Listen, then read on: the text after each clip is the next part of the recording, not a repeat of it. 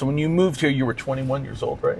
Yeah, a month after I turned 21, I packed up and moved. So what was your plan when you moved to Nashville originally? What was like the big picture? I think the goal has been the same from the start, and that is just to have the life of, family, house, all that with music. So it kind of left it wide open to be whatever that's going to look like. Of course, I wanted to tour, I wanted to play in studios, I want to play, but I was basically just going there with as wide a view as possible of like, I'm going to take every opportunity, try to work towards the goal of touring. But I knew, I had a feeling that it wasn't just going to be that one thing. It had to be, let me soak up as much information and learn as many skills as possible to just try to have a career in music, whatever that looked like. How long before you were in town did you actually pick up your first road gig? I had actually got lucky. I picked up a road artist gig in a van with a guy about 5 months in or so, 3, 4, 5 months in, like that. It was like an outlaw country guy, and sent them a video, and like a week later, I think I had a rehearsal with them, and it was like the November of my first year here, November to December. I think we had like 3 gigs, and yeah, that was funny because he told me at the end of that year, like, hey, keep your schedules open. I got a big busy year next year. Never once heard back from him. Okay. He fell off the planet. I was like, I got that audition, and then I got that offer from them, but that was the first time I was like, well, this guy says I'm gonna be really busy, so I said no to that band, and the rest of them just said, both of them didn't do anything, and so that was my first immediate thing of like, okay, I might have to bounce around a little bit and not really put my eggs all in one basket quickly. Right, man, that's pretty good to figure out real quick. Yeah. When you got here, say like in your first year, what did you get wrong about Nashville? What was the expectation? You're going, oh, I totally got that wrong. That you had to be the greatest player in the world to get work. I was incredibly intimidated coming to Nashville because the 2 years of college I did, and I got a good musical education growing up in general, but you think of Nashville as you're going to the big town, like this is where the players go. And so showing up, I was way more nervous about like my ability as a player in general. I'm not the greatest bass player in the world, but I can figure stuff out. And once I kind of got in and realized that, was like, okay, a lot of this is your personality or networking or a lot of those kind of side skills. Right. That was kind of a relief of like, okay, well, I can work on that stuff too and work on music. It doesn't have to be, I don't have to be the greatest bass player in the world. Now, when we talk about the greatest bass player in the world, you obviously are great, but we're talking like maybe the guy that can shred and do all. You watch all the videos or something like of players in Nashville or anything like that, and there wasn't all this information about Broadway, or I didn't know anything about any of that before moving here, and realized there was just you could work as a musician at whatever level. Yeah. And so that was something it was something I was happy to be wrong about. Totally, man. Yeah. How did you actually break into Broadway? Just a quick recap. Through you. That was Not through me. It was through you. Yeah, I was serving the tables, and you were cool enough that once I got done serving, and I think I can't remember exactly how I met you through Duran. Yeah. They introduced me to you and some other bass players, and after just kind of chit chatting, you were cool enough to hey, here's some songs, or I'm playing at these times, you come hang out and just kind of get your feet wet. Going down to Broadway, weekdays, closing shifts, hanging out at Crossroads, hanging out at anywhere, Rippies, and just listening, writing down, going home, practicing, trying to get as prepared as possible for something I have no idea how to prepare for. You were sitting in with bands? How'd you start networking with people down there? It was going up to bands after waiting till they closed and going and talking to the bass player. Hey man, I'm new in town, nice to meet you. I reached out to a lot of people on Facebook of just people who I saw doing stuff that I thought was what I would want to do, and reaching out and be like, hey, what would you I've reached out for a lot of advice from a lot of people. Oh yeah, just randomly, just, hey, I don't want anything from you. If you have some words of advice, this is what I'm trying to do. You look like you're successful at it. And 9 times out of 10, people are more than happy to share just good advice. And it was, once I realized the advice I was getting from 4, 5, 6 people was all very similar. It's like, okay, well, go home and learn the music. Right. When did people start calling you for gigs instead of you chasing people for work?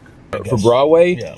It must have been at least a year and a half, I feel like. It was a lot of living on Gig Finder, jumping on stuff as quick as I can. A lot of it was, you know, me even holding back because I didn't want to put myself in a position of like, yes, I can do this closing shift at the most busy bar in Nashville, and I'm not going to go in there and make a bad impression. Yeah. So a lot of it was kind of holding back, but kind of getting in the circles, I found that making friends with bass players give each other the most work. And so a lot of the calls, instead of coming from the singers or whatever else, were coming from other bass players that if I, you know, filled in on a gig that they play on usually and it went well, then they would start calling me back to sub in because they know I could, you know, fill the shoes for that 4 hours. Yeah, man. But probably a year and a half or so. And I would say up until 5 years is when it was fully, like, I could fill my schedule up pretty easily without having to reach around. Sure, no pun intended. Yeah.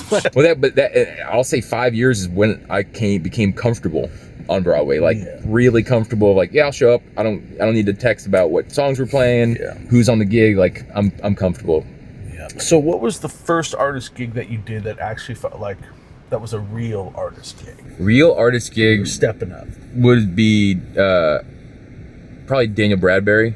When I got that one, that was the first of like, hey, she'd been on the radio. Hey, she'd won The Voice, and the players that she had been guys that had worked with bigger artists, and I didn't know any of them. Right. And that was that first one that was like, hey, we need you for fill-in. We're gonna have one rehearsal, and you'll meet her day of the show, pretty much. Damn. The pressure was on. How'd you prepare for that show too? That's the other thing. So you're getting a call. We need to fill in. We got one rehearsal and one show. How do you prepare for that gig?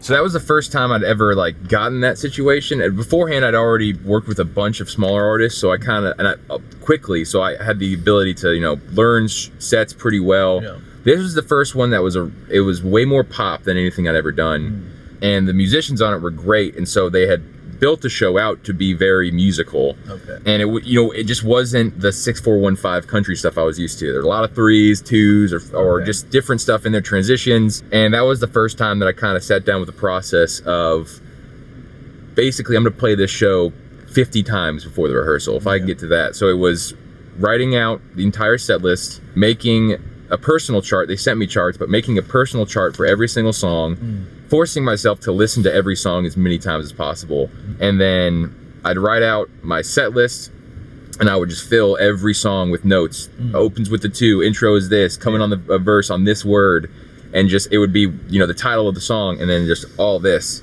But then I would just rep it, and every time I'd play through the show at home, I would take lines away. Right. So I could get this 4-page set list of all my notes into 2 pages or 1 page, and just have it at my feet. And by the time I would get to show, you know, that one was tough because I was still very, very, very nervous for it. But by the time I got there, I realized I would look down at the paper and I was like, oh, I know this. Right. This is in the brain. But I think it just comes down to you're doing as many different things as you can, but the end goal is just reps. Just play it.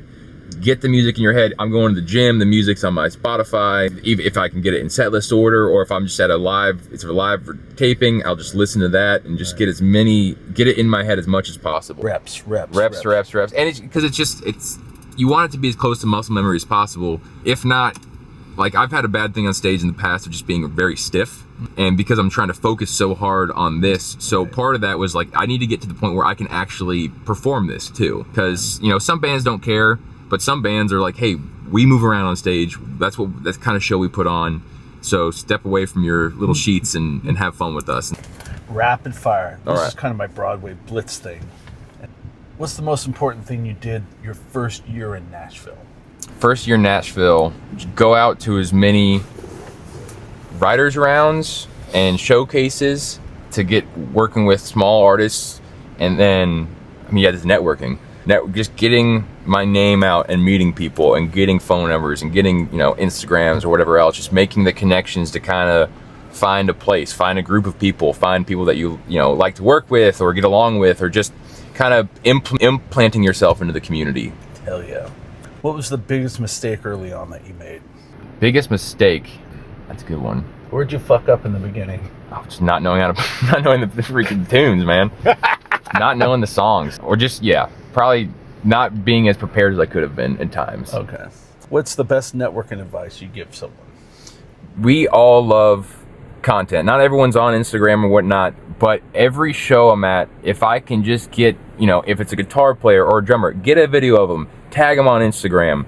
People will share. Like, that's the thing that we don't always get as just side players. Yeah. And so it helps us. It helps us all, get viewed or get visible to other players or artists. So giving that gift of like, hey, here's some content. You sounded great. Giving compliments of just like, yeah, being helpful in any way you can to boosting someone. That you sounded great. Great set. What kind of bass is that? Just being inquisitive and stuff like that has probably been worked out the best for me. So many of us are introverts, not me, but most people are introverts. So it's like, well, that's the thing, is you can tag someone and follow them on Instagram and give them a tag and never want to speak to them. It's true. It's true. What does every new musician get wrong in town? That their way of doing it is right. Hell yeah, bro.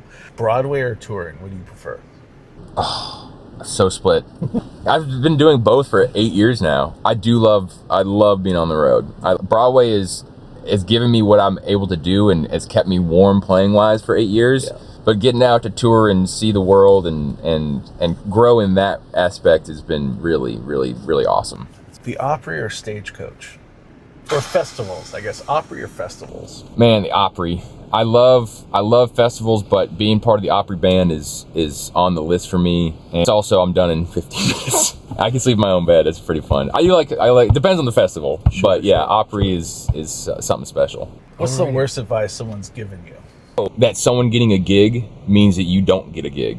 Like, that there's not enough gigs to go around, that you got to be cutthroat and underprice people or talk shit on people so they don't get like, just like being ruthless. Right. You don't have to be ruthless. Right. What song do you never get tired of playing, like down on Broadway? How Do You Like Me Now, Toby Keith. Really? Yes.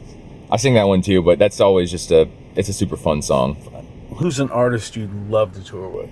Chris Stapleton. Yeah, or like a Jason Isbell would be incredible. Right. Yeah, just musically and that kind of just style and vibe is right up my alley. Right. How did you get from serving tables to touring with national acts? By practicing music, practicing talking to people, learning new skills, learning how to tour manage, learning how to MD, just deciding that that's what I was going to do and doing it. Even if I didn't know what the steps were, just deciding, all right, I'm going to figure this out. I'm going to do this. I'm going to ask this person about this. Just kind of leaning into it instead of waiting for stuff to come about. So good, dude. That's so good. All right. My man, thank you, bro. All good? Perfect. Absolutely, man. Happy to help. Hell yeah.